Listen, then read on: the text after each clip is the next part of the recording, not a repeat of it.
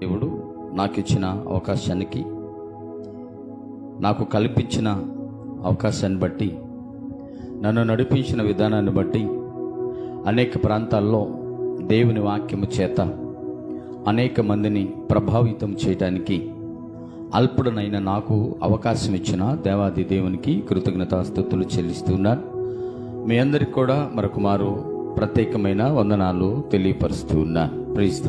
ప్రియులరా, వాక్య భాగంలోకి వెళ్తూ వాక్య ధ్యానం చేద్దాం. ప్రభువైన యేసుక్రీస్తు వారు కొన్ని మాటలు మనతో స్పష్టంగా మాట్లాడుచున్నాడు.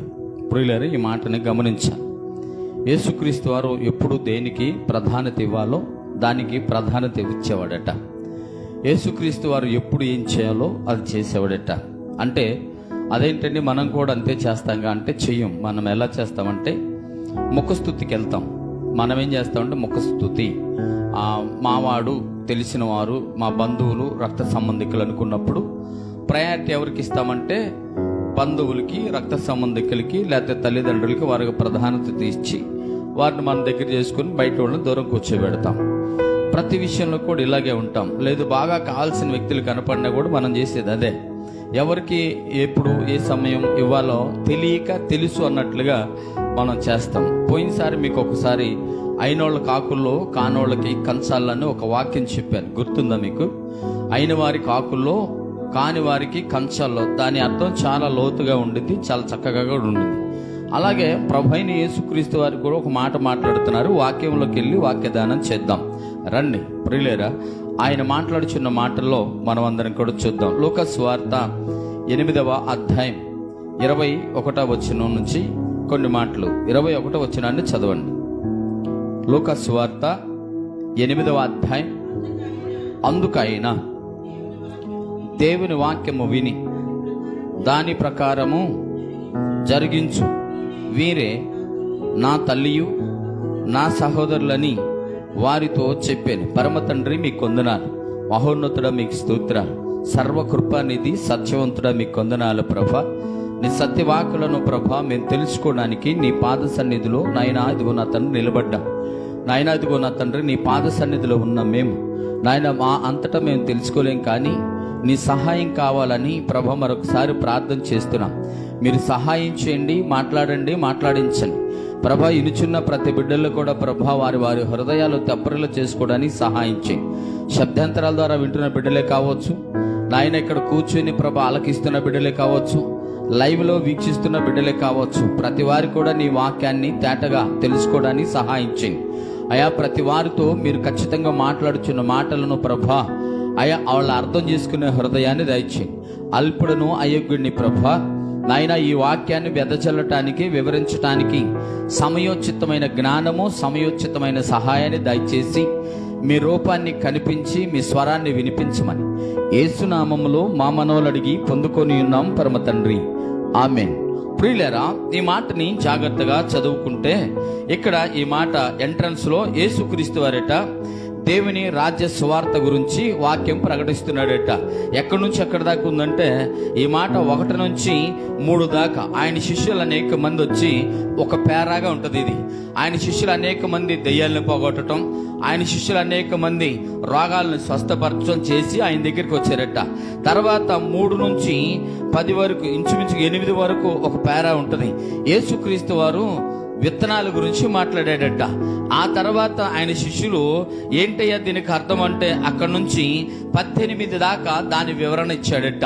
ఆ వివరణ ఇచ్చిన తర్వాత 19 నుంచి ఇప్పుడు మనం చదువుకున్న వాక్యం ఏదైతే ఉందో 21 అక్కడ దాకా ఒక పేరా ఉంది. మీకు అర్థమవుతుందా? కనబడుతుంది అది. ఈ పేరాలో తీసుకున్న ఒక మాట ఏంటంటే అందుకాయన అనే మాటని మనం చూసాం. కాబట్టి ప్రియుల ఏం జరిగింది ఇక్కడ అంటే యేసుక్రీస్తు వారు దేవుని రాజ్య సువార్త వ్యాప్తి కొరకు చాలా బిజీగా ఉన్నాడట. దేవుని రాజ్యం సమీపంగా ఉందని అందరికి సువార్త ప్రకటన చేస్తూ ఆయన పనిలో ఆయన ఉండి ఆయన వచ్చిన పనిని కొనసాగిస్తూ ఆయన వచ్చిన పనిని ముగించాలని తొందరపడతా ఉంటే చాలా మంది జన సమూహం ఆయన్ని వెంబడిస్తున్నారంట, మీద పడుతున్నారంట. బాగా ఉంటే ఆ టైంలో కూడా ఉపమానం చెబుతూ ఆ ఉపమానాలకు అర్థం చెబుతూ ఆయన బాగా బిజీ అయిపోయాడంట. ఎంత బిజీ అంటే మంచినీళ్ళు తాగలేనంతగా, ఎంత బిజీ అంటే ఆహారాన్ని తీసుకోలేనంతగా, ఎంత బిజీ అంటే పక్కనోళ్ళకి సమాధానం చెప్పలేనంతగా వాక్యాన్ని ప్రకటిస్తూ దేవుని రాజ్యం గురించి ఆయన వాక్యాన్ని వెదజల్లుతుంటే ఆ సమయంలోనంట ఆయన తల్లి, ఆయన సహోదరులు, సహోదరులు కలిసి వచ్చారట. వచ్చినప్పుడు ఎవరో అక్కడ నుంచొని ఒక వ్యక్తి అంటున్నాడంట, అయ్యా నిన్ను కలవటానికి మీ అన్న, మీ తల్లి, మీ సహోదరులు, సహోదరులు వచ్చారు, అందరూ నుంచున్నారు బయట, జనాభా ఎక్కువ ఉండటం వల్ల రాలేకపోయారంటే ఆయన సింపుల్ గా నా వైపు చూడాలి మీరు ప్రియులారా. ఎవరైతే వార్త తీసుకొచ్చి చెవులు చెబుతున్నారో ఆ వ్యక్తి అలా చూసాడంట. ఆ వ్యక్తి ఇంకా అలా చూసి ఎవరు నా అన్న, ఎవరు నా తమ్ముడు, ఎవరు నా సహోదరి, ఎవరు నా సహోదరులు, ఎవరో నేను చెప్తాను వినని అప్పుడు చెప్తున్న మాటను అందుకైనా దేవుని వాక్యమును విని దాని ప్రకారము జరిగించు వీరే నా తల్లియు నా సహోదరులని వారితో చెప్పాను. దేనిని బట్టి అంటున్నాడు ఈయన? దేనిని బట్టి అంటున్నాడు? దేవుని వాక్యాన్ని విని ఆ ప్రకారం నడిచిన వాడే నా తల్లి, నా సహోదరి, నా సహోదరులు అంటున్నాడు. ఈ మాటను గమనించాలి. మనకి ఆయనకి ఎంత వ్యత్యాసం ఉందో చూడండి. ఎవర్రా ఈ వ్యక్తి అంటే నా ప్రాణం, మా అన్న, నా తమ్ముడు అని అనుకుంటాం. ఎవరి వ్యక్తి అంటే మా అమ్మ, మా నాన్న అని గర్వంగా చెప్పుకుంటాం. చెప్పుకోవద్దని కాదు గాని ఆయన ఏమంటున్నాడంటే నాకు తల్లి ఎవరు? దేవుని వాక్యాన్ని వెంబడించి దేవుని వాక్యాన్ని నెరవేర్చే వారే నా తల్లి. ఎవరు నా తమ్ముళ్ళు? దేవుని వాక్యాన్ని క్రమము తప్పకుండా, క్రమముగా, నీతిగా, యథార్థంగా ఆ లోక రక్షకుడి యొక్క వాక్యాన్ని ప్రకటించు వాడే నాకు సహోదరి, సహోదరుడు అని చెప్తున్నాడు. ఇక్కడ మీకు అర్థం అవ్వాల్సిన విషయం ఏంటంటే వాక్యానుసారంగా నడిచే వాడే నాకు బంధువు. దేవునికి స్తోత్రం. దారిని పోయే వాళ్ళందరూ కాదు. నిజమే కదా? ఇప్పుడు యూదులు చాలా మంది ఉన్నారా లేరా? ఇశ్రాయేలు చాలా మంది ఉన్నారు. అంతమందిలో ఆయనకు బంధువులు ఎవరయ్యారు? ఎవరైతే ఆయన వెంబడించారో, ఎవరైతే దేవుని వాక్యాన్ని విన్నారో, ఎవరైతే దేవుని వాక్యాన్ని వింటూ అనేకులకు తెలియపరిచారు వారే ఆయన బిడ్డలు అయ్యారట. దేవుని స్తోత్రం. కాబట్టి ప్రియులారా, ఈరోజు వాక్యం వింటున్న నీవు దేనిని వెంబడిస్తున్నావు? ఎవరిని వెంబడిస్తున్నావు? ఎందుకు వెంబడిస్తున్నావు? ఇది గమనించాలి. దేనికి, ఎవరిని, ఎప్పుడు వెంబడిస్తున్నావో ఆలోచించే. దేవుని వాక్యాన్ని వింటున్నాం, సంవత్సరాలు వింటున్నాం. దేవుని వాక్యాన్ని మనం వెంబడిస్తున్నామా? దేవునికి దగ్గరయ్యే మార్గాన్ని ఎత్తుకుంటున్నామా? దేవుని మాట విని దేవుని రాజ్యం గురించి ప్రకటన చేసే పనిలో ఎక్కడన్నా ఉన్నామా? నీ సొంత పని చూసుకుంటూ నీ తల్లి, నీ తండ్రి, నీ భార్య, నీ భర్త, నీ బంధువులు, నీ రక్త సంబంధికుల గురించే ఆలోచిస్తున్నావు. జాగ్రత్త. అందుకే ఈయన తేటగా చెప్పిన మాట ఏంటంటే ఏ సమయంలో ఏం చేయాలో అది చేశాడంట ఆయన. దేవుని స్తోత్రం. ఇప్పుడు ఇది ఆయన ఎందుకు ఈ మాట వాడాడు అని అంటే, నేను ఒక మాట నాకు గుర్తొచ్చింది. ఎందుకు ఈ మాట వాడాడంటే ఆయన పుట్టినది మొదలుకొని 12 సంవత్సరాల దాకా ఆయన పరిచర్య చేస్తా ఉన్నాడు. తర్వాత 30 సంవత్సరాల దాకా కూడా పరిచర్య చేశాడు. ఎవరికి చేశాడు? తల్లిదండ్రులకి చేశాడు, ఆ సహోదరులకి, సహోదరులకి చేశాడు. 30 సంవత్సరాల తర్వాత ఆయన పరిచర్య ఏంటి? దేవుని రాజ్యాన్ని ప్రకటించడం. దేవుని స్తోత్రం. ఇప్పుడు అందుకే అంటున్నాడు కదా, సమయాన్ని బట్టి పని చేయాలి. మీకు అర్థమవుతుందా? అందుకే అంటారు కదా, సమయోచితమైన జ్ఞానం మనిషికి అవసరం. సమయోచితమైన దేవుడు సహాయం చేస్తుంటే మనము సమయోచితమైన ఆలోచన లేకుండా పని చేస్తే వీళ్ళని కూడా ఇలాగంటాడు. ఎవరొచ్చింది? తల్లి. ఎవరొచ్చింది? సహోదరులు. ఎవరొచ్చారు? సహోదరులు వచ్చారు. జాగ్రత్తగా వినాలి. వాళ్ళకు కూడా తోచిపుచ్చడానికి కారణం ఏంటంటే వాళ్ళు కూడా అక్కడికి వచ్చి యేసు మావాడే, మా అన్నయ్యే, నా కొడుకే అని చెప్పుకుంటున్నారేమో బయట ఉండి. ఈయనకి ఆ విషయం తెలిసి ఉంటది. అవునా కాదు? మనస్సులో మర్మాలు ఎరిగిన వాడు ఆయన. దేవుని స్తోత్రం. మనస్సులోని మర్మాలు ఎరిగిన దేవుడికి ఈ విషయాన్ని తెలిసి ఉంటది. తెలిసిందో కాబట్టి ఆయన ఎవరు నా తల్లి? దేవుని వాక్యాన్ని విని దాని ప్రకారము చేయగలిగిన వారే కదా నా తల్లి, నా సహోదరులు అని మాట్లాడుతున్నాడు. ప్రియులారా, నువ్వు దేని ప్రకారం ప్రవర్తిస్తున్నావు? దేని ప్రకారం నడుస్తున్నావు? దేవునికి దగ్గరయ్యే ఆలోచన ఉందా? దేవునితో నడిచే ఉద్దేశం ఉందా? దేవుడే నా జీవితం అని ఆయనతో జతపడి, లేదు ఆయనతో ముడివేయబడి జీవిస్తానికి అవకాశం ఉందా లేదా? ఒకసారి చూడమని ప్రభు పేరిట మనం చేస్తున్నాను. రండి, ఇంకొక చోట ఏం మాట్లాడుతున్నాడు చూద్దాం. లూకా సువార్త 6వ అధ్యాయం 47వ వచనాన్ని చూద్దాం. 47వ వచనాన్ని చూద్దాం ప్రియులారా. నా యొద్దకు వచ్చి నా మాటలు విని వాటి చొప్పున చేయు ప్రతివాడును ఎవన పోలి ఉండునో మీకు తెలియదేమో. జాగ్రత్తగా విందాం ప్రియులారా. ఏమన్నాడు? తెలియజేతును. అవునవును, తెలియజేతును అన్నాడు. ఈ మాటని మీరు ఇక్కడ గమనించాల్సిన విషయం ఎంతైనా ఉంది ప్రియులారా. ఎవరి దగ్గరికి వచ్చి? నా యొద్దకు వచ్చి. చదవండి, మళ్ళీ అక్కడ నుంచి వెళ్ళిపోము, అక్కడ నాడే ఉండండి. కాబట్టి వినండి ప్రియులారా.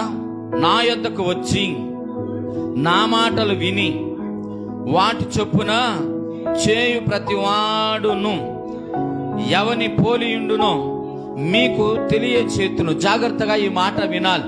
ఎవరి దగ్గరికి రావాలి? మొదట యేసు దగ్గరికి రావాలి. ఆయన దగ్గరికి వచ్చి ఆయన మాట వినాలి. ఆయన మాట వింటే ఎలా ఉంటారు అనంటే కింద 48వ వచనంలో అంటున్నాడు కదా, వాడు ఇల్లు కట్టవలెనని ఉండి లోతుగా త్రవ్వి బండ మీద పునాది వేసిన వాని పోలియుండును. జాగ్రత్తగా విందాం ప్రియులారా. ఎలా ఉంటాడంట? ఒకడు వచ్చి లోతుగా పునాది తవ్వి బండ మీద పునాది వేసి వాని పోలి. ఈ పునాది ఎలా ఉంటది? ఆగండి. ఎట్లా ఉంటది? జాగ్రత్తగా దీని గురించి మాట్లాడతాం. ఇప్పుడు మనం ఇల్లు కట్టుకోవాలనుకోండి. ఇల్లు కట్టాలంటే పునాదులు ఎలా తీస్తాం? చాలా లోతుగా తీస్తాం. లోతుగా తీసిన మనం దానిలో నీళ్లు ఉన్నాయా లేదా అని చూస్తాం. నీళ్లు ఉన్నాయా లేదా అని చూసి నీళ్లుంటే నీళ్లు తోడేస్తాం. జాగ్రత్తగా అన్ని వినాలి. దానిలో లోపల లోతుగా వెళ్ళకుండా ఉండటానికి ఏదన్నా అడ్డొస్తే బండలు వచ్చినా కూడా బండ ఉందలే దాని మీద వేయం. ఆ బండను కూడా తీసి దానిలో ఉన్న నీళ్లను తోడేసి అది ఆరిన తర్వాత మరలా తడిగా ఉందనుకుంటే పొడిసుకేస్తాం.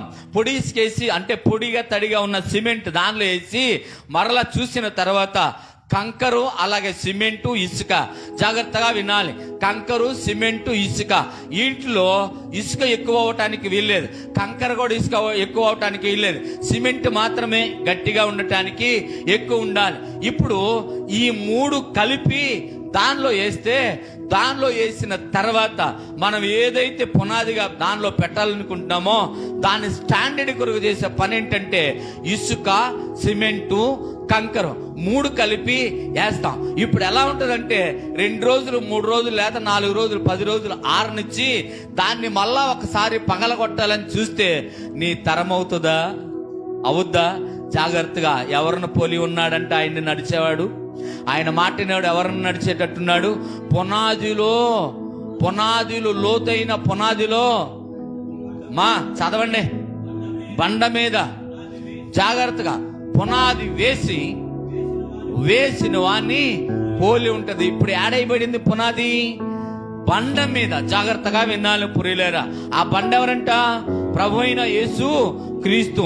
దాని మీద ఆ పునాది నిలబడాలి. జాగ్రత్తగా. ఎలా ఉంటావంటే నా దగ్గరికి వచ్చి నా మాట విని దాన్ని వెంబడించేవాడు ఎలా ఉంటాడంటే ఎన్నటికీ కదిలించబడడు. దేవుని స్తోత్రం. హల్లెలూయా. 8వ వచనాన్ని పూర్తి చేయండి. వాడు ఇల్లు కట్టవలెనని లోతుగా తవ్వి బండ మీద పునాది వేసిన వాడిని పోలియుండును. వరద వచ్చి ప్రవాహము ఆ ఇంటి మీద పడగా ఆ ఇంటి మీద ఒడిగా కొట్టినను అది బాగుగా కట్టబడినందున దాని కదిలింప లేకపోయేను. జాగ్రత్తగా వినాలి ప్రియులారా. క్రీస్తులో నాటబడిన నీవు, పునాది మీద కట్టబడిన ఇల్లు ఎప్పటికీ కదిలించబడ్డానికి వీల్లేదంట. జాగ్రత్తగా వినాలి. సాతాను ఒక్కొక్కసారి భలే భయపెడతా ఉంటాడు. అవునా కాదు? సాతాను భలే భయపెడతా ఉంటాడు. ఎలాగైనా సరే ఇన్ని పడేద్దాం, ఎలాగ సరే కొట్టేద్దాం అని అనుకుంటాడు. కానీ వాడు తరం కాందిందంటే వీళ్ళు దేవునిలో నాటబడిన వారై ఉన్నారు. ఇక ఈ మధ్య కాలం జరిగిన 3 సంఘటనలు మీకు చెప్తాను ప్రియులారా, వినండి. మీటింగ్స్ అనుకున్న తర్వాత 2 రోజుల్లో మీటింగ్ అని ఆదివారం సాయంత్రం నేను వాక్యం చెప్పి వస్తుంటే కూచిపూడి దగ్గరికి రంగాల్లో నాకుగా నేనే ఎవరు కూడా నన్ను ఎవరు కొద్దలేదు. ఒక కుక్క వచ్చి అడ్డుపడటం వల్ల నాకుగా నేనే పడ్డ సందర్భం కనబడింది. 25వ తారీఖు జరిగింది. 26వ తారీఖు నన్ను వెంబడిస్తున్న దేవకుమార్ అని ఒక అబ్బాయి ఉన్నాడు. మన బాప్తిసం ఇచ్చాను. ఆ అబ్బాయికి పెళ్లి రోజు జరిపించుకుంటూ ఏం తేవటానికి ఆకులు తిరిగి రావడానికి బజార్కి వెళ్తే ఆ అబ్బాయికి యాక్సిడెంట్ అయింది. జాగ్రత్తగా వినాలి. ఇప్పుడే వారు నాటబడుచున్న వారిగా ఉండి వారి యొక్క ఆలోచనలు మార్చుకుంటున్న సందర్భం. దేవుని మాటలు వింటూ దేవుని వెంబడించాలి, సేవకుడు చెప్పించేయాలని వాళ్ళు వెళ్తా ఉన్నారు. ఆ తర్వాత అది జరిగింది. నిన్న గురువారం, ప్రియులరా, నిన్న గురువారం ఎన్ని తారీఖు? 6 4 అయితే మీకు గుర్తున్నది 4వ తారీఖు మేబీ.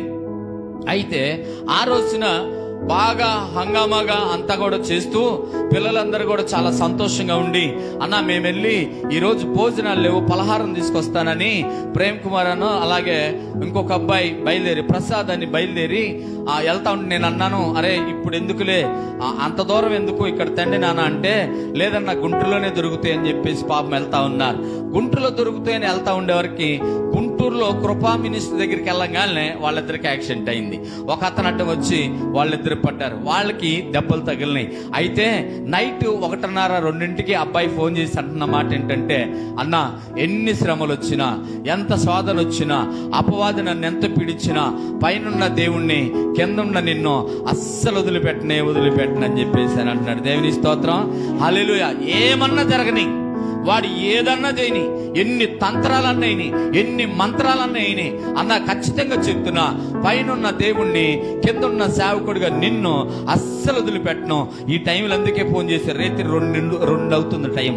ఆ టైంకి ఫోన్ చేసి నేను పడుకుంటే నిద్ర పట్టట్లేదో, పాస్టర్ గారితో ఈ మాట చెప్పు, పాస్టర్ గారితో ఈ మాట చెప్పు అని నా హృదయం కలవరిస్తుంది. కాబట్టి లేచానన్నా ఈ విషయాన్ని చెప్తున్నాను అన్నప్పుడు నాకు అనిపించింది, ప్రభువా నువ్వెంతగా నీ బిడ్డల్ని నీలో నాటుకుంటున్నావో అర్థమవుతుందని నేను దేవుణ్ణి స్తుతించుకుంటూ వచ్చాను. ప్రియులారా, నిజంగా నీ పరిస్థితి ఏంటి? మరి చిన్న చిన్న శోధనలకి, చిన్న చిన్న బాధలకి, చిన్న చిన్న వేదనకి ఇంత కష్టం అంత కష్టం వస్తే మరి నువ్వు ఎవరిని వెంబడిస్తున్నావు?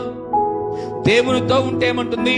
పునాదిలో నాటబడిన రాతి మీద కట్టబడిన. ఎంత అద్భుతమైన ప్రేమ! మీరు ఒకసారి ఆలోచించండి. దేవునిలో వస్తే నిత్యము స్టాండర్డే. ఆయనలో లేకపోతేనంట గాలి ఇలా వీసిద్దట. గాలి వీయంగానే ఇల్లు మీద పడిద్దంట. పడవంగానే దాని కిందే ఉందో, చదువుకోండి, ఇప్పుడు కాదు తర్వాత చదువుకోండి.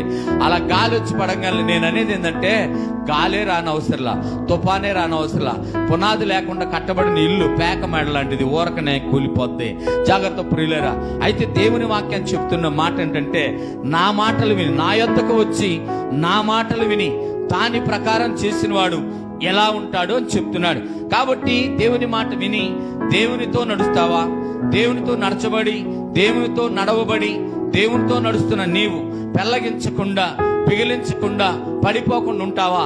లేదు, అరగంటకు ఒకసారి, గంటకు ఒకసారి చంచలమైన ఆలోచనతో, చండాలమైన మనసు కలిగి నా ఇష్టం నాది అని జీవిస్తావా? ప్రియ దేవుని సంగమా, నా శబ్దాంతరాల ద్వారా వింటున్నా గ్రామస్తులారా, లైవ్ లో వీక్షిస్తున్న బిడ్డలారా, మీరందరికీ కూడా ఆలోచించాల్సింది ఏంటంటే, దేవుని మాట విని ఆ మాట ప్రకారం, ఆయన దగ్గరికి వచ్చిన వాడు ఆ మాట ప్రకారం ఉంటే పునాదిలో నాటబడి బండ మీద కట్టబడిన వారిగా మీరు ఉంటారంట. నిజంగా ఒక ఇసుక సిమెంటు మరి అలాగే మరి కాంక్రీట్ కలిస్తే పరిస్థితి ఎలా ఉంటుంది? చాలా గట్టిగా ఉంటుంది. పడగొట్టాలంటే తరమ కాని పనులు ప్రియులారా. కాబట్టి ఈ విషయంలో మీరు కూడా జాగ్రత్తగా ఉండాలని ప్రభు పేరిట మనం చేస్తున్నాను. నువ్వు ఎవరితో ఉంటున్నావు? ఎవరి మాట వింటున్నావు? ఎవరి దగ్గరికి వెళ్తున్నావు? ఎవరిని వెంబడిస్తున్నావు? ఎవరిని వెంబడించాలని ఆశ కలిగి ఉన్నావో ఈ విషయాన్ని కూడా మీరు గమనించాలి. ఇప్పటి వరకు ఎలా ఉన్నావు నాకు తెలియదు, కానీ ఇక నుంచైనా కానీ ఖచ్చితంగా దేవుని యొద్దకు రావాలా, దేవుని మాట వినాలా, ఆ ప్రకారం వస్తే, ఆ ప్రకారం జీవిస్తే నువ్వు ఎన్నటికీ కూడా పెళ్ళగించడానికి వీలు లేదు. అసలు ఏ గాలి వచ్చినా సరే, ఎటువంటి శ్రమ వచ్చినా, ఎటువంటి బాధ వచ్చినా, ఎటువంటి కష్టం వచ్చినా, ఎన్ని కన్నీరు వచ్చినా, ఎంతగా సాతాను నిన్ను పీడించినా చివరికి విజయం నీదే. దేవునికి స్తోత్రం, హల్లెలూయా. ఇప్పుడు ఏబు ఎక్కడ కట్టబడ్డాడట? బండ మీద పునాదిలో కట్టబడ్డాడు. కాబట్టే ఏబు చుట్టూ ఎన్ని ఎన్ని వచ్చినా.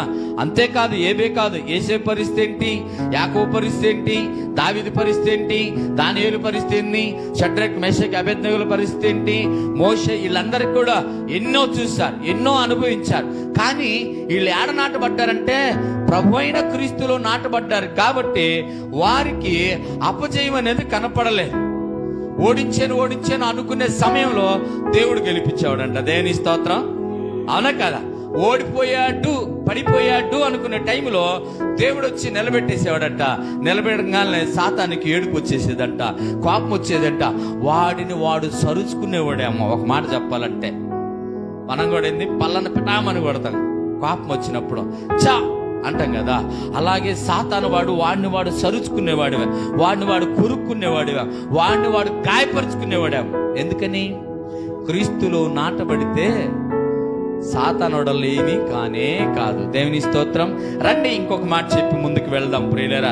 లోకాసు వార్తలోనే 11వ అధ్యాయం 27, ఇప్పుడు మీరు చదివింది అది కాదుగా, 27, 28 వచనాలు చూద్దాం ఒకసారి. లోకాసు వార్త. ఆయన ఈ మాట చెప్పుచుండగా ఆ సమూహంలో నుండ ఒక స్త్రీ ఆయనను చూసి, నిన్ను మోసిన గర్భమును నీవు కుడిచిన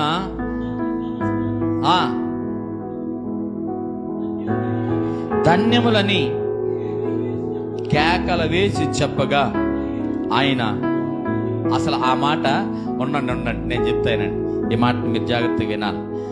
మరి యేసుక్రీస్తు వారట అక్కడ కూడా స్వార్థ చెప్తూ ఒక దెయ్యం గురించి మాట్లాడాడంట. కాసేపు మాట్లాడి, నా వైపు చూడండి, మీరు ఇంటికి వెళ్ళి చూడండి, ఇప్పుడు నా వైపు చూడండి, తర్వాత ఇంటికి వెళ్ళి చూడండి. దెయ్యం గురించి చెప్తున్నాడంట. ఒక దెయ్యం పట్టింది ఉంది, ఆ దెయ్యాన్ని వదిలించిన తర్వాత వెళ్ళిపోయిన తర్వాత దానికి ఎక్కడ స్థలం దొరకలేదు. స్థలం దొరకపోతే తిరిగి మళ్ళీ ఆ ఇంటికి వచ్చిందంట. ఆ ఇంటికి రాగానే ఆ ఇల్లు శుభ్రంగా నీట్గా తయారు చేయబడి నీట్గా ఖాళీగా ఉందంట. ఇప్పుడు వదిలిపోయిన తర్వాత ఏం చేయాలో సందర్భం మనిషికి తెలియట్లా. అర్థమవుతుందా? మేలు జరిగిన తర్వాత ఏం చేయాలా? మేలు చేసిన దేవుణ్ణి గణపరుస్తూ ఆయన హృదయంలో చేర్చుకోవాలి. ఈ హృదయం అంట ఖాళీగా ఉందంట. ఈ ఇల్లు ఖాళీగా ఉంటే ఈ దెయ్యానికి ఏడ ఖాళీ లేక అన్ని హృదయాలు నిండిపోయినాయి. దానిలో 10, దానిలో 5, దానిలో 4 ఉండి ఏడ ఖాళీది ఏం చేద్దాం, ఇంకొకసారి వెనక్కి వెళ్ళి అక్కడే చూద్దాం, అసలు ఏమైనా అవకాశం ఉందా అని చూస్తే ఈ ఇంట్లోనంట ఏమీ లేదంట. విశాలంగా ఉంటే మళ్ళా బయటకు వెళ్ళి 7 తీసుకొచ్చి దానిలో పెట్టి నివాసం చేయటం మొదలు పెట్టారంట. ఈ మాట చెబుతుంటే ఆ జన సమూహంలో ఒక స్త్రీ అంట, వా సూపర్, భలే చెప్పవయ్యాను, అసలు నిన్ను మోసిన గర్భం, నువ్వు కుడిచిన ఆ స్థానం చాలా గొప్పది అని పెద్దగా అరుస్తుంటే అక్కడ ఓ సింపుల్ లాజిక్. ఆయన ఏమన్నాడంటే సింపుల్ గా ఆ వెంకట చూసి, ఆగండి ఏమన్నాడంటే సింపుల్ గా, నిజమే కానీ బా ఆమె చాలా పెద్దగా అరిసింది. అక్కడ మీకు మూమెంట్ అర్థం అవ్వాలి. ఆమె చాలా పెద్దగా అరుస్తుంది. ఇంత తెలివిగల నిన్ను, ఇంత భక్తి కలిగిన నిన్ను, ఇన్ని మర్మాములు తెలిసిన నిన్ను మోసిన ఆ గర్భం, అబ్బా ఎంత గొప్పదో అని పెద్దగా అరుస్తూ, అయ్యా నువ్వు కుడిచిన ఆ స్థానములు కూడా ఎంతో గొప్పవి అని పెద్దగా అరుస్తుంటే ఆయన సింపుల్ గా జవాబు ఇచ్చింది ఏంటంటే, అవును గాని, నిజమే గాని అని. ఇప్పుడు చెప్పు. దేవుని వాక్యము విని దాన్ని గైకొను వాడు మరీ ధన్యులని చెప్పిన. గట్టిగా చప్పట్లు కొట్టండి ప్రియులారా. నేను ఇప్పుడు మాట్లాడబోతున్న మాట ఏంటంటే, ఎక్కడైనా మరియకి యేసు ప్రభు స్థానం ఇచ్చాడా, విలువిచ్చాడా? మరి వీళ్ళెవరండి? ఆర్సెమ్మోళ్ళు దేవుని వాక్యాన్ని నాశనం చేస్తున్నారు. ఎవరిచ్చారు ఈ అధికారం వాళ్ళకి? కన్న కొడుకు అంటలేదు మా అమ్మ గొప్పదే, కన్న కొడుకు అంటలేదు మా అమ్మను పూజించండి, మా అమ్మను ఆరాధించండి, మా అమ్మను మహింపరచండి, మా అమ్మకి గుళ్ళు కట్టండి, మా అమ్మకి కొబ్బరికాయలు కొట్టండి, క్యాండిల్స్ వెలిగించండి, మా అమ్మకి తీసుకెళ్లి కడ్డీలు వెలిగించి దండలేసి దండం పెట్టండి, గుండులు చేసుకోండి అని ఏ దరిద్రుడికి చెప్పలేదు ఆయన. పైన మైకులు, ఈరోజు పైన మైకులు ఉంటే బాగుండేది. జాగ్రత్త ప్రియులారా, ఆయన ఏమంటున్నాడు? నన్ను మోసిన గర్భం గొప్పదైతే అవ్వచ్చు, నేను కుడిచిన స్థానములు గొప్ప అయితే అవ్వచ్చు, కానీ అసలు గొప్పతనం ఏంటో తెలుసా? దేవుని వాక్యాన్ని విని దాన్ని గైకొను వారు ఇంకా ధన్యులు. నన్ను మోసిన వారి కన్నా, నన్ను కన్న వారి కన్నా, నేను తాగిన పాల కన్నా, నాకు ఇచ్చిన ఆ తల్లి కన్నా కూడా దేవుని వాక్యాన్ని ఎవరైతే చక్కగా గైకొని దాని ప్రకారం నడుస్తారో వారు ఇంకా ధన్యులన్నా. చప్పట్లకూడదా ఇంకొకసారి గట్టిగా? ప్రియులరా, నువ్వు వారిలో ఉంటే, నేను వారిలో ఉంటే, మనము వారిలో ఉంటే, సంఘం వారిలో ఉంటే, సంఘాలన్నీ కూడా ఆ నడిచే వారిలో, గైకొనే వారిలో అంతకన్నా ధన్యత, మరీ కన్నా గొప్ప భాగ్యం నాకు దక్కింది, మరీ కన్నా కూడా గొప్ప ధన్యత నాకు దక్కింది, మరీ కన్నా కూడా నేను అదృష్టవంతుడిని అని చెప్పుకోగలిగితే ఇంకెంతకన్నా ధన్యత ఏం కావాలండి? అవునండి. ఆయన ఏమన్నాడు? కన్నది తీసేయి, పెంచింది తీసేయి, పాలిచ్చింది తీసేయి, అన్ని తీసేయి. మరి ఏం కలపమంటా అంటే దేవుని వాక్యాన్ని విన్న వారే ధన్యులు అన్నాడు. దేవునికి స్తోత్రం. మరి మన పరిస్థితి ఏంటి? ఏ కాడికి మరీ కనపడితే దండం పెడతాం, మరీ కనపడితే ఇది ఒక ఫ్యాషన్ అయిపోయింది. ఇట్ట అనుకోని ఎట్టు ముద్దు పెట్టుకోవటం, ఇట్ట అనుకోని ఎట్టు అయిపోతుందా? జాగ్రత్త ప్రియులేరా. దేవుణ్ణి స్మరించి తప్పులేదు, దేవుణ్ణి ఆరాధించి తప్పులేదు, దేవుణ్ణి గణపరిచి తప్పులేదు. ఎలాగ చేయాలి? మొదటి మాట ఏమన్నాడు? దేవుని వాక్యాన్ని విని దాని ప్రకారం నడిచిన వారే నా తల్లి, నా సహోదరులు అని చెప్పాడు. ఇప్పుడు మీరు చదివిన మాట ఏంటి? ఆ వాక్యాన్ని గైకొని నా యొద్దకు వచ్చి అన్నాడు మధ్యలో. జాగ్రత్త ప్రియులారా, నా యొద్దకు వచ్చిన వాళ్ళు ఎలా ఉంటారని చెప్పాడు. ఇప్పుడేమన్నాడు? దేవుని వాక్యాన్ని గైకొని ధన్యులు. జాగ్రత్తగా వింటే మనం చాలాసార్లు అనుకుంటాం, పాస్టర్ గారు మా ఆయనే, పాస్టర్ గారు మా నాన్నే, పాస్టర్ గారు మా రక్త సంబంధికులే అయితే అవ్వచ్చు. కానీ వాక్యం ఏముంటుందంటే బంధం కన్నా కూడా వాక్యమే ముఖ్యం అన్నాడు. దేవుని స్తోత్రం.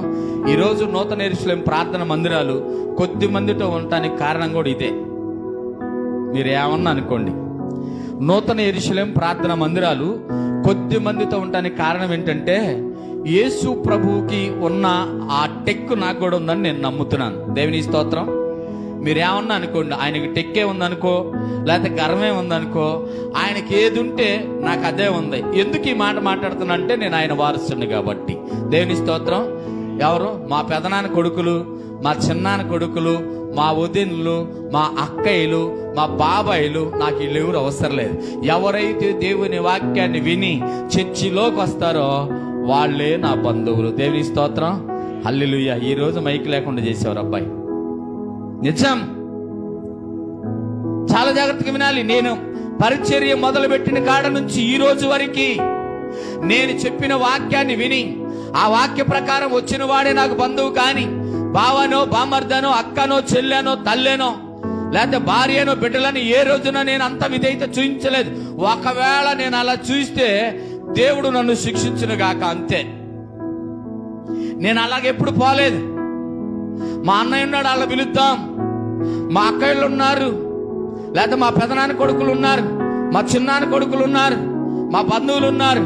వాళ్ళ దగ్గరికి వెళ్తే మందిరాలు నిండిపోతాయి, నా కానుకలు వస్తాయి, నాకు ఆత్మ లేకపోయినా పర్లేదు, ఆస్తి కలిసి వచ్చింది అని నేను ఏ రోజు కూడా ఊహించలేదు. దేవుడు ఈ రోజు నాకు ఆ వాక్యాన్ని ఇచ్చాడు. దేవుడు దీవించిన గాక. నిజంగా క్రైస్తవులాగే బతకాలండి. క్రైస్తవుడు ఎలా బ్రతకాలంటే వాక్యానుసారంగానే బ్రతకాలి. క్రైస్తవుడు ఎలా బ్రతకాలంటే అవునంటే అవును, కాదంటే కాదుగానే బ్రతకాల.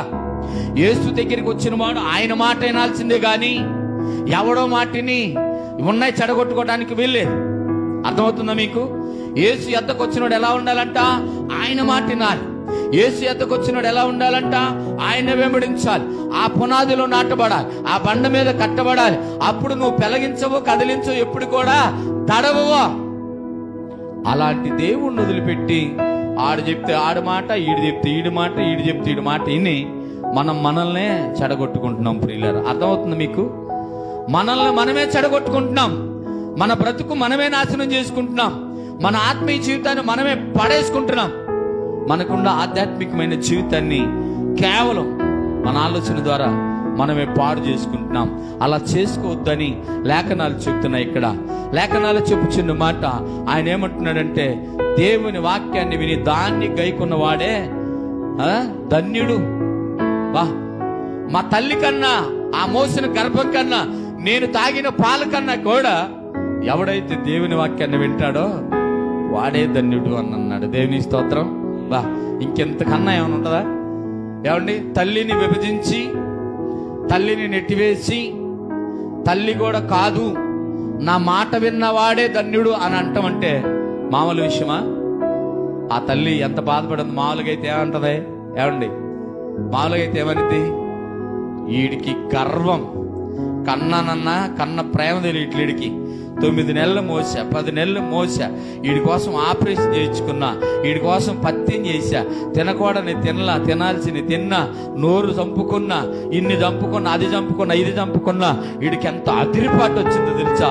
ఈరోజు ప్యాంటు చొక్క వేసుకునే వయసు వచ్చే వరకే కన్ను మిన్ను కానపడక తల్లిని నన్నే ద్వేషిస్తున్నాడు అనే స్వభావం కూడా అక్కడ కనపడుద్ది. కనపడదా? కనపడింది కదా. సల్మాన్ వాళ్ళ అమ్మాయి ఉంది. సల్మాన్ ఇట్రా కూర్చో. ఎందుకమ్మా మాట్లాడాలి? అబ్బాయి మాట్లాడాలి. ఏం మాట్లాడతావు? నువ్వు అమాయకురాలివి, నాతో నువ్వేం మాట్లాడతావు? నేను అమాయకురాలను అయితే అవ్వచ్చు. ఆకాశంలో ఉంటే ఏందో తెలుసు నీకు, వాతావరణంలో ఉన్నాయి కూడా నీకు తెలుసు, కానీ నువ్వేందో తెలిసిందానివిరా నేను. కాబట్టి జాగ్రత్త. నీ బలాన్ని ఎవరికి ఇవ్వకూడదు, నీకు ఈ అలవాటు రాకూడదు. ఖండించడానికి సాల్మాన్ని కూడా ఆ మాట అందంట. అయితే ఏమంటున్నాడంటే, తల్లికి చెప్తున్నాడు, ఎవరు తల్లి, ఎవరు సహోదరులు, జాగ్రత్త, నా మాట ప్రకారం, దేవుని వాక్య ప్రకారం నివసించువాడే అని చెప్తున్నాడు. చివరి మాట చెప్పి నేను ముగిస్తాను. రండి, యోహాను సువార్త 14వ అధ్యాయం 21వ వచనాన్ని చూసి ముగింపులోకి వెళ్ళిపోదాం. ప్రియులారా, యోహాను సువార్త, నా ఆజ్ఞలను అంగీకరించి వాటిని గైకొను వాడే నన్ను ప్రేమించువాడు నా తండ్రి వలన ప్రేమింపబడును. నేనును వాణ్ణి ప్రేమించి వానికి నన్ను కనపరుచుకుందునని చెప్పాను. జాగ్రత్తగా ఈ మాట వినాలి. ఏమంటున్నాడంటే ఇక్కడ, అమ్మా, నా ఆజ్ఞలను అంగీకరించి వాటిని గైకొని వాడే నన్ను ప్రేమించును. ఆగుదాం, ఇప్పుడు ఇక్కడ ఆగుదాం ఒక మాట. అమ్మ, యేసును నువ్వు ప్రేమిస్తున్నావా? అయ్యా, యేసుని మీరు ప్రేమిస్తున్నారా? నా వైపు చూడాలి. యేసుని మీరు ప్రేమిస్తున్నారా? మీరు యేసుని ప్రేమిస్తున్నారా? ప్రేమిస్తే ఆయన ఆజ్ఞలను గైకొంటున్నారా? తప్పకుండా. తల ఒప్పునంత ఈజీ కాదు. తప్పకుండా గైకొంటున్నారా? ఏం గైకొంటున్నారు? ఎక్కడ కూడా సడలిపోవటం లేదా?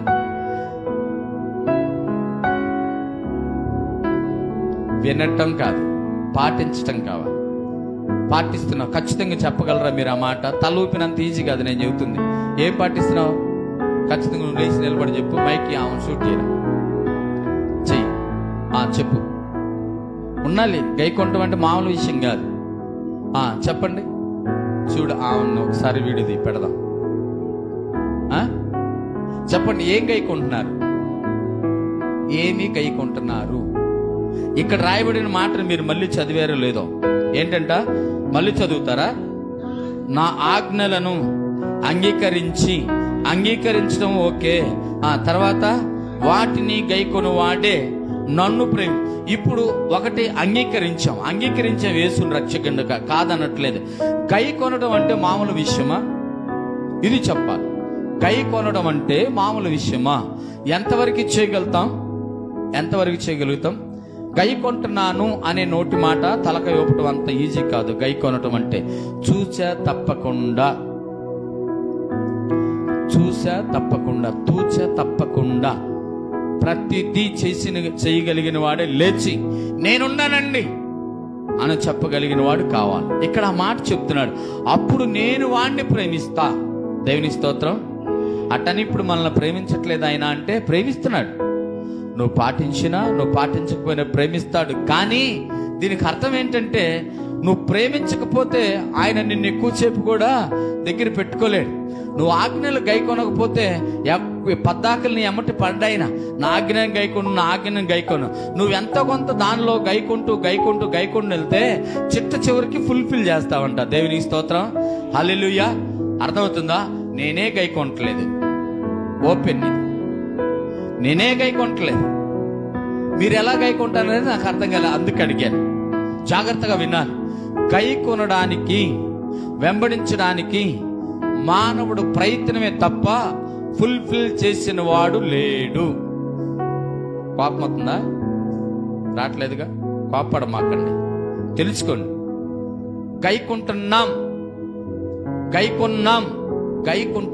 గైకొనడానికి నేర్చుకుంటున్నాం జాగ్రత్తగా. ఆయన ఆజ్ఞలను ఏం చేయాలంట? గైకొను వాడే నన్ను ప్రేమించువాడు నా తండ్రి వలన ప్రేమింపబడును. జాగ్రత్తగా ఈ మాటను విందాం ప్రియులారా. గైకొనడానికి మనం ఏం చేయాలంట? ప్రయత్నం చేయాలి. రోజు కొంచెం ఆయన మాటలను గైకుంటూ చివరాఖరికి నీ జీవిత ముగింపుల్లోకి దాన్ని ఫుల్ఫిల్ చేసుకోవాలట. ముగించేసా అపోస్తలుడైన పౌలే అనలేకపోయాడు ఈ మాట. అర్థమవుతుందా?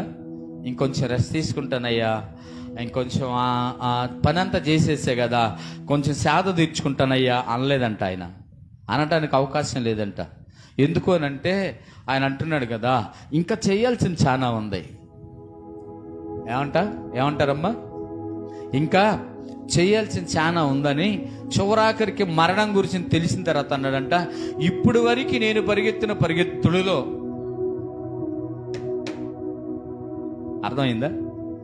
ఇప్పుడు వరకు నేను పరిగెత్తిన పరిగెత్తు పందెములో నా పరుగుని కడము. ఇప్పుడు వరకు జాగ్రత్తగా వినాలి. అంటే ఉంటే ఇంకా పరిగెత్తాలగా, వద్దా? జాగ్రత్త. మరి నీ పరిస్థితి ఏంటి? ఇప్పుడు వరకు నీ పరిస్థితి ఏంటి? ఇప్పుడు వరకు నా పరిస్థితి ఏంటి? ఇప్పుడు వరకు మన పరిస్థితి ఏంటి? పరిగెత్తినంతలో నమ్మకంగానే పరిగెత్తావా? పరిగెత్తుతున్నావా? పరిగెత్తుదామా? వాక్యం అర్థమైంది అనుకుంటా. వాక్యం అర్థమవుతుందా? జాగ్రత్త. పరిగెత్తాను అని, ఇప్పుడు వరకు అనే మాటలో పరిగెత్తాను అనే దానిలో అర్థం ఉండాలి. జాగ్రత్త. అందుకే ఆయన అంటున్నాడు, నన్ను ప్రేమించేవాడని నేను ప్రేమిస్తాను. తర్వాత నా తండ్రి వలన ప్రేమించబడు. చూసారా?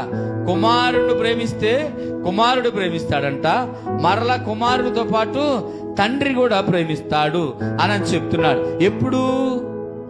నా ఆజ్ఞలను గైకొని వాటి ప్రకారం పరిగెత్తేవాడే, నడిచేవాడే, ప్రవర్తించేవాడే, ఆలోచించేవాడే, అవలంబించేవాడే, వెంబడించేవాడే, ఆయన వెతికేవాడే, అలాంటి వాడిని నేను ప్రేమిస్తా, నాతో పాటు తండ్రి కూడా ప్రేమిస్తాడు. అయితే మేమిరువురం కలిసి వాడిని ప్రేమిస్తాం. చూడండి, ఇప్పుడు పునాదులు నాటబడి నోడికి వీళ్లతో కలిసి నోడికి ఏమన్నా తేడా ఉంటుందా? చప్పట్లు కొట్టాలి గట్టిగా. నీకు అర్థం కాలేదట్టుకుంటా. పునాదిలో నాటబడినోడికి తండ్రి కుమారుడితో ఏకమైన, తండ్రి కుమార పరిశుద్ధాత్మునికి ఏకమైనోడికి ఇంక తేడా ఉంటుందా? ఇప్పుడు ఊరకు సింపుల్ ఒక లాజికల్ గా మాట్లాడదాం. బాబు మీరేంది ఇంత తెలివి మాట, లేకపోతే అది తెలివి అనుకుంటారేమో. నాకు వచ్చిన ఆలోచన మీకు చెప్తున్నా.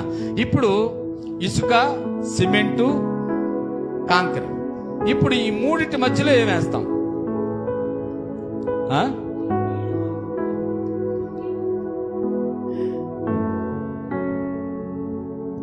దానిలో ఏమి నాటపడతాం మనం? రాళ్ళు ఆల్రెడీ వేసేసాం, దాని మీద మనం ఇనప జల్లిని దిగేస్తాం. ఇప్పుడు ఇనుము, ఇసుక, సిమెంట్లో ఏం కూరుకుపోతాయి? ఏదైతే మనం పునాదిగా పెట్టాలనుకుంటున్నామో దాన్ని. ఇప్పుడు దానిని తీయటం సంభవమేనా? తండ్రి కుమార పరిశుద్ధాత్మలో నువ్వు నాటబడితే నిన్ను పెలగించటం కూడా అంతే అసంభవం. చప్పట్లు కూడా దేవుని నామాన్ని కనపరుచుకుందాం. ప్రియులారా, జాగ్రత్తగా ఈ వాక్యాన్ని మనం ఆలకించాలి. ఏంటంట, నేనును తండ్రిని ఇద్దరము కలిసి వాడిని ప్రేమిస్తాం, పరిశుద్ధాత్ముడు సహాయకుడు ఖచ్చితంగా ఉంటుంది. జాగ్రత్త ఈ మాటలు వినగలిగితే, ఆలోచన చేయగలిగితే, ఇప్పుడు నాకు అనిపించిన మాట చెబుతున్నాను. ప్రియులారా, ఇంతగా మరి భూలోకంలో నాటబడిన ఒక సిమెంటు ఇనపదాన్నే మనము తీయలేకపోతే, క్రీస్తులో నాటబడి, తండ్రిలో నాటబడి, కుమారులో నాటబడి, పరిశుద్ధాత్మలో నాటబడిన నిన్ను పెలగించటం ఎవడ తరము అవును? సాతాను పెలగించగలడా? ఏబు అక్కడే నాటబడ్డాడట, అవునా కాదు? ఏబునే తీసుకుంటాం కానీ ఏబే కాదు. చాలా మంది ఎక్కడ నాటబడ్డారంటే యెషయా ఉన్నాడు, యెషయా అక్కడ నాటబడ్డాడు. కాబట్టి ఎంతగా కోసినా కూడా అరిసాడు కానీ ఆయన వదిలించమని అడగలేదు. ఇలాంటి చూసుకుంటే చాలా మంది నాటబడిన వారిలో అలా ఉన్నారు. ప్రియులారా, మరి నీ పరిస్థితి ఏంటి? నీ పరిస్థితి ఏంటి? ఈ అధ్యాయాన్ని ఈ వచనాన్ని ముగించారా? మళ్ళీ చదువుదామా?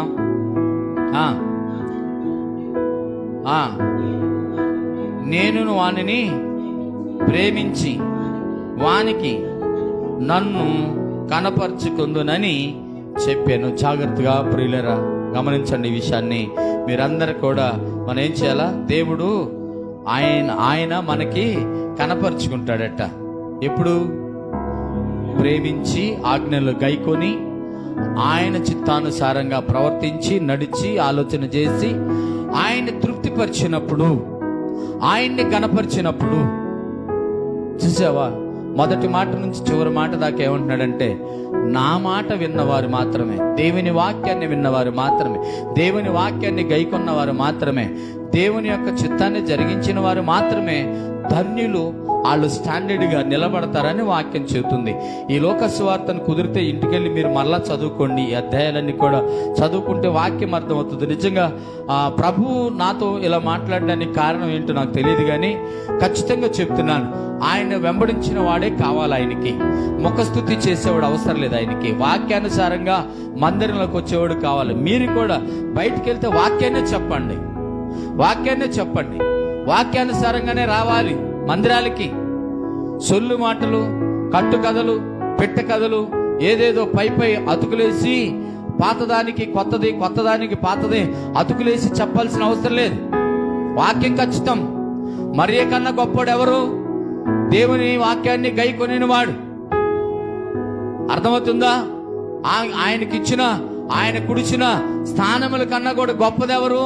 ఆయన మాటను గైకొని నడిచిన వారు, ఆయన ఎద్దకు వచ్చిన వారు. జాగ్రత్తగా వినాలి.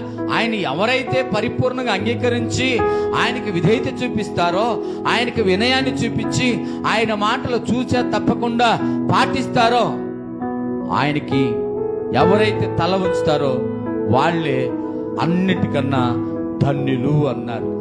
అర్థమవుతుందా? ఇదే మాటని యోహాను దగ్గర కూడా వాడాడు. యోహాను ఏంటంట, పులి శరీరం కప్పుకొని మిడతలను ఆయన ఏం తింటున్నాడంటే తేనె తింటున్నాడయ్యా, బాగా పరిచర్య చేస్తున్నాడంటే ఆయన ఏమంటాడు తెలుసా? అక్కడ ఎవరిని మెచ్చలేదు, ఆయన మెచ్చలేదు.